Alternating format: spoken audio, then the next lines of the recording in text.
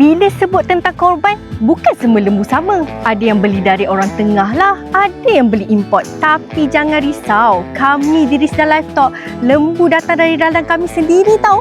Tidak melibatkan orang tengah. Kami menternak lebih 10,000 ekor lembu secara sistem integrasi ladang sawit dan secara sistem feedlot. Semua lembu kami direkod, dipantau dan diberi makan secara semula jadi.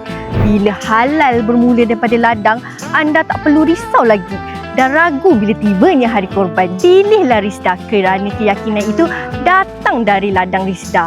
Halal, selamat dan dijamin segar. Itu janji kami. Risda Livestock, segar dari ladang.